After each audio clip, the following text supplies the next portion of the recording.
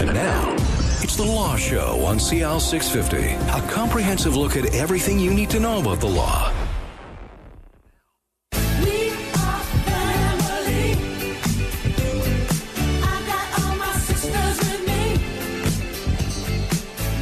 And welcome to The Law Show, and we're speaking about family law. Good segue there. Joining us in studio, David Halkett, a partner at McQuarrie Hunter, our regular, and Sarah Morse comes in most times. It's nice to see you again. Thank you. Associate at McQuarrie Hunter. So welcome back to the show.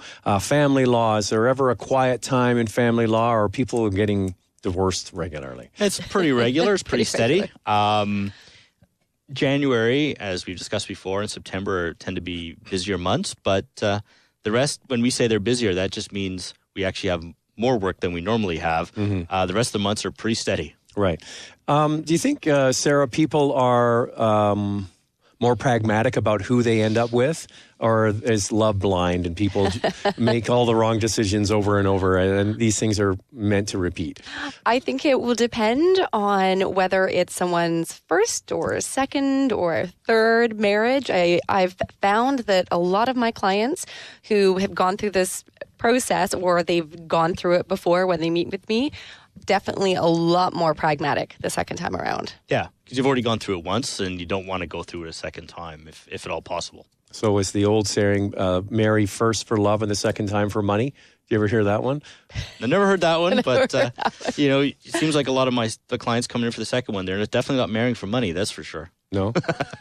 Because they're still paying the first one. Exactly. Yeah, and sometimes the second one they're marrying has less money than they had in the first one. I'm thinking, doesn't seem to make financial sense. Now, there's a stat I heard, you know, ground level sort of experience. Are people more prone to get divorced after they've done it once? The numbers do show that second marriages fail at a higher rate than the first marriages. And I think part of that is you've gone through it once, so it's not like you're going into the unknown. Your first divorce, it's like you don't know what's going to happen to you. It's a totally new world. Whereas the other, it's like, well, you know, I've gone through it once. I'm not going to put up with being sad a second time. Right. What's the most rewarding thing that a client says to you when it's all said and done? Probably that they're happier. They're, regardless of the result, I mean, they are happy because they're out of a bad situation. There's some closure, both emotionally, physically, if they're in, they're in separate homes, financially, from every standpoint. So when they come back and they say, "Oh, I'm relieved. It's over. I'm much happier." And then I've seen physical changes in clients coming back months later. They're running. They've lost weight. They're fitter. They just have a new lease on life because they're not in a bad situation anymore. So that's the biggest compliment I think we can get, is where someone comes back and their life has changed for the better. Yeah. For me, I've had some, depending on the type of case. One guy said, "Thank you. You saved my family for me." It was a child removal case and such. But usually, similar to Sarah, it's like, gee, you helped me get through a tough time in life, and thanks for everything you did. Thanks, I know sometimes they say, I know it was tough. I was a hard client, and they weren't, but they think they were. Sure. And I know, someone said, I know I needed a lot of hand-holding, but thanks, you got me through it. And, sometimes you just need a thank you. And that's good enough for me. All right. So in your years of doing this, how do women approach separation and divorce versus men? I think, based on my experience, they've decided often 2 to 3 years ahead of time that who has? The women has decided 2 to 3 times, 2 to 3 years before they come to see me, that it's over. It's just they've taken a while to get to it. I find that they are less impulsive in saying, I just want a divorce. Men can just decide they want a divorce, and for whatever reason. It's still difficult on either. And I'm definitely overgeneralizing, because neither party comes in not hurting to some extent. Men may try to act like, I don't care, I'm this, I'm that, but they're hurting as much as the spouses are, because it's like it's a death of a part of your life. You've been with someone, say, 20 years, maybe 3-4 before you got married. It's a long part of your life. What do you think? Women and men come at it differently? I would agree with what David says. I do find that when women have made the decision, they've made that decision, they've reasoned it out, they've likely started even looking into what they want to do. They've already looked at a new apartment or whatever the case may be. And I would say that men, in my experience, are a little less thought out and just, oh my God, this is what I need to do. So, but again, it depends. It really does depend on your client. I mean, there are some men that are very, have thought it out very carefully and planned it out, and so it really is going to depend on the personality of the individual. And it also depends. Sometimes there can be that there was just some spark that, they found out they were with someone new or something, right? Mm-hmm. It's amazing the stupid things that people leave on their cell phones, their computers that can be checked out.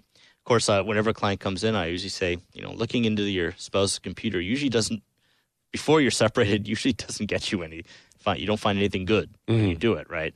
But, sometimes there's a spark that brings them in, but often it's a longer process that's come in. The vast majority of cases, it's been a long time coming before they come to see me. Yeah, so what's the percentage do you think that are surprised that their spouse is saying they want a divorce? Probably 33 a third to 40% are have no idea. They weren't expecting it. Really? Yeah. Mm-hmm. And those are the ones that are the hardest to deal with emotionally because they weren't in a position they thought the marriage or the relationship was over. So it's always harder to be the one that was left in that situation. It's a lot easier on both parties, I think, when they've come to a mutual agreement to separate. When you're the one who goes to your spouse and says, who thinks everything was fine, that I don't want to be with you anymore, it's kind of hard on that other person. So what is it that they're blind about? Is it they're not in love, they've fallen for someone else? I mean, what typically is it? They don't see it, they don't get it. It seems to me that part of the issue that arises is that sometimes we get so wrapped up in our lives with our children, you don't know what's on the other spouse's mind.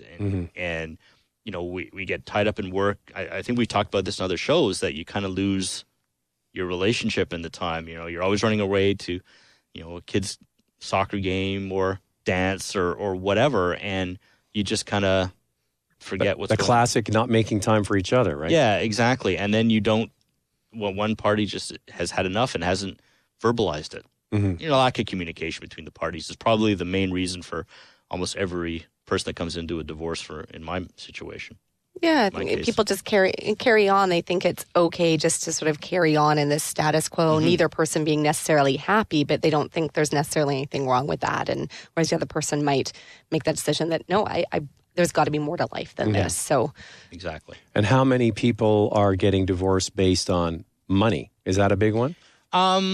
Sometimes it can be that I'm getting an inheritance and I don't want to have to share it. But you wouldn't have to anyway, would you? Not necessarily, but they don't necessarily know their rights. And they're worried that that's going to happen. And I think sometimes you've just been together for a long time. If you got married when you were really young, which still does happen. It's amazing how many people are married before 25 still that come in. And by the time they're 45 or 50, they're totally different people. Mm-hmm. What I'm basically getting at, guys, is that we want some free marital advice. So what is the number one mistake that you see people make over and over? Let's get a nugget here of what should you be doing in your relationship better? I'm thinking, I don't know if Sarah and I want to swallow ourselves whole in terms of that. But, finances. All kidding aside, is the lack of communication. Make sure that you if you have issues with your spouse, voice them and deal with them. And, you know, maybe you need counseling just to see how to get back and just talk to each other. Does counseling work, Sarah? Yeah, I think it can for the right individuals. I think if they're open to it, right? Yeah, I mean, it's like I'm a mediator as well, and people always ask me about mediation. It's the same idea with counseling. If both parties are willing to come to the table to do it, it can be very effective. Counseling's not going to work if you don't want to be there and you're not willing to participate and make it worthwhile. Mm-hmm.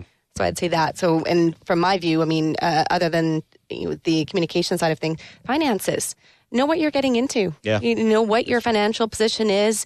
Know what debts you have. Know what assets you have. Especially your second marriage situation. You know, if there's children, if you have children, you're going into a second marriage.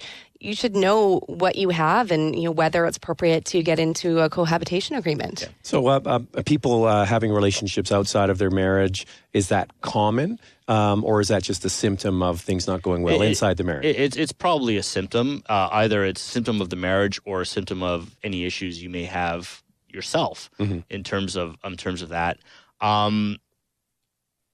There's often, I'd say in about half my cases, there's another individual. Now, it may have been that came long after the relationship was over and they just hadn't moved out. Some, it just gives you an impetus to actually take the step that you wanted to do for 2 years that you just haven't done. So you've been unhappy, you've been thinking about it, now you meet somebody new, and that's what gets things going, right? The one thing, to remember, though, is the grass isn't always greener.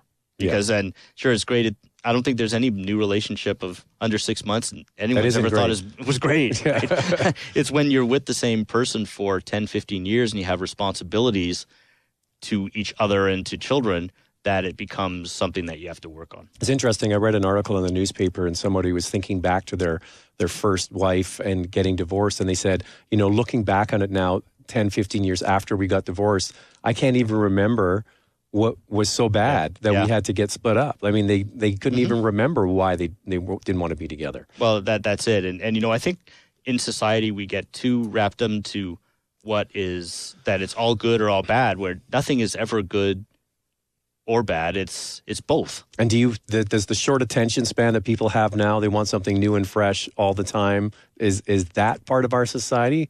I'm tired with you. I want something newer. Yeah, I think there is more of a self-gratification aspect to society now. We want what we want, and we want it now, and we want everything to be good. And I mean, as well, we all want to be happy. I think people are more focused on having a good life and enjoying it. So I think there's some impetus there in terms of, if my family life isn't working for me, then I need to make a change. So I think it definitely is, there's a change in society. But I will say that in my experience, people don't often just leave on a whim. If they're not happy, there's usually a reason that they're not. It's most people don't get out of a long-term marriage for frivolous reasons, at least not in my experience anyway. That's the voice of David Halkett, family law at Macquarie Hunter, and Sarah Morse joins us in studio as well. We're going to pick up our conversation. We'll get into dividing assets, ownership of assets, next on CL 650. There's more of the show still ahead. This is The Law Show on CL 650.